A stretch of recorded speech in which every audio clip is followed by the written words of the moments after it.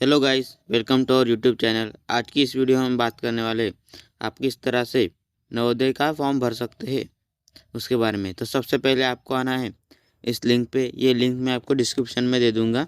उसके बाद आपको यहाँ पे click here for registration class 6 JNVST 2026-27 पे क्लिक कर देना है। फिर आपके सामने कुछ इस तरह से इंटरफेस आ जाएगा। यहाँ पे आपको सबसे पहले कुछ मैंडेटरी इन्फॉर्मेशन है वो देनी है।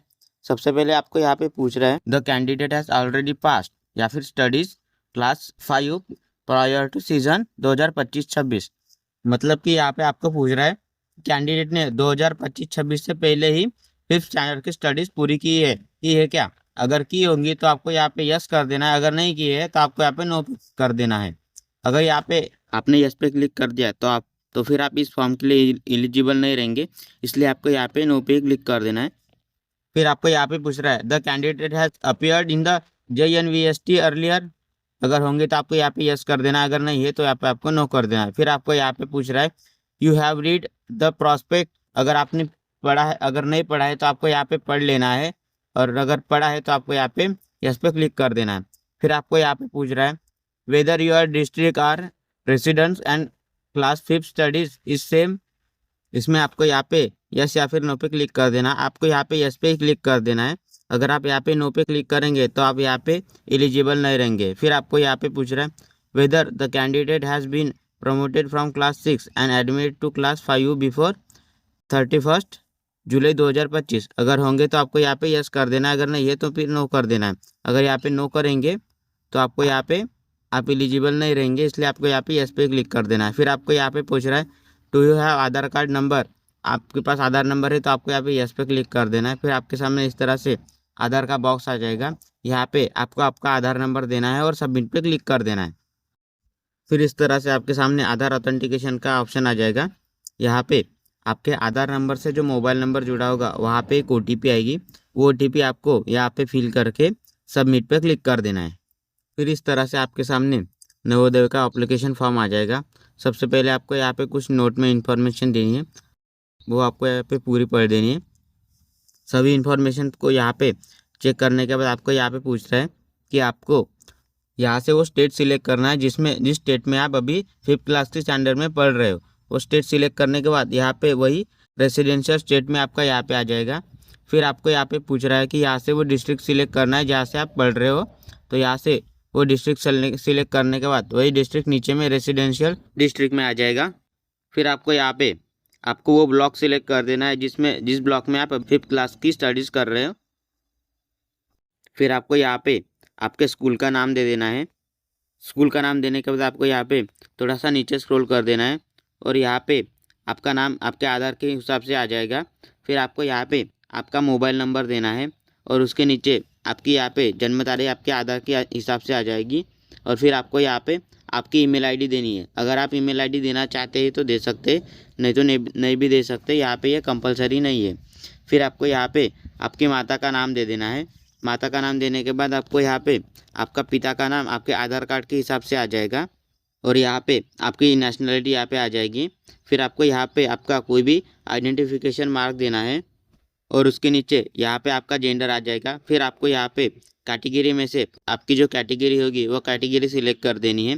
कैटेगरी सिलेक्ट करने के बाद ही उसके नीचे यहाँ पे आ जाएगा कि यहाँ पे आपको उसके डॉक्यूमेंट्स अपलोड कर देने हैं। फिर आपका यहाँ पे आपका आधार के हिसाब से एड्रेस आ जाएगा और यहाँ पे पिन कोड आ जाएगा। फिर आपको यहाँ से आपका मीडियम ऑफ एग्जामिनेशन सिलेक्ट कर देना है।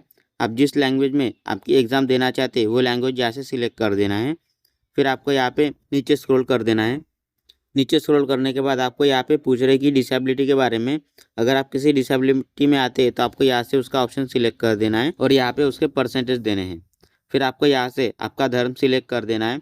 धर्म सिलेक्ट करने के बाद आपको आपका अगर पेन मतलब परमानेंट एजुकेशन नंबर है वो आपको यहाँ पे देना है, और अगर अपर आईडी है तो आपको यहाँ पे आपकी अपर आईडी देनी है। फिर आपको यहाँ पे आपके पेरेंट्स की इनकम की डिटेल्स देनी है।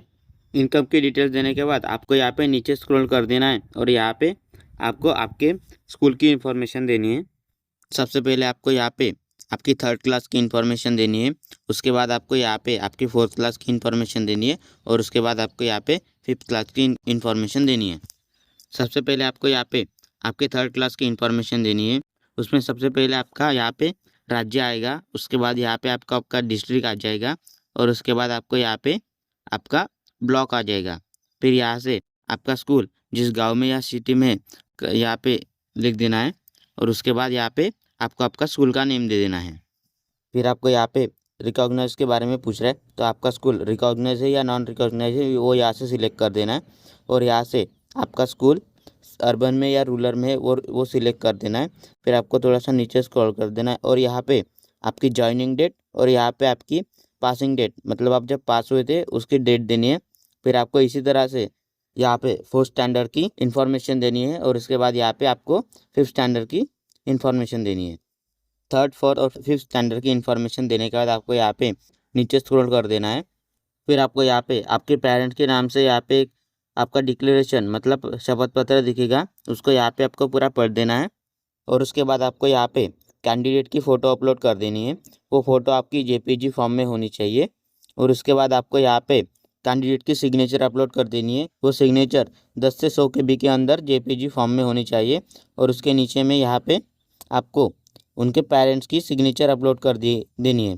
ये सिग्नेचर भी यहाँ पे जेपीजी फॉर्म में 10 से 100 KB के अंदर होनी चाहिए और यहाँ पे आपको उनके कास्ट सर्टिफिकेट अपलोड कर देनी है। वो कास्ट सर्टिफिकेट में जेपीजी फॉर्म में 50 या 300 KB के अंदर में होना चाहिए। सभी डॉक्यूमेंट्स यहाँ पे अपलोड करने के बाद आपको यहाँ पे सेव एंड प्रीव्यू पे क्लिक कर देना है। फिर आपके सामने कुछ इस तरह से इंटरफेस आ जाएगा। यहाँ पे ये आपका प्रीव्यू का फॉर्म है, इसलिए आपको यहाँ पे आपकी पूरे डिटेल्स चेक कर देनी है।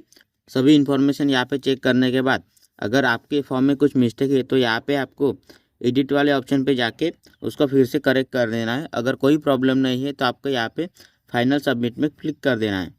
फाइनल सबमिट में क्लिक करने के बाद आपके सामने कुछ इस तरह से आपके फॉर्म की PDF आ जाएगी। फिर आपको यहाँ पे यहाँ पे इस प्रिंट वाले ऑप्शन पे क्लिक करके उसकी प्रिंट निकाल देनी है। तो फ्रेंड्स, आप इस तरह से अपने नवोदय विद्यालय का फॉर्म भर सकते हैं। आई होप आपको ये वीडियो अच्छा लगा तो वीडियो को लाइक और चैनल को सब्सक्राइब कीजिएगा।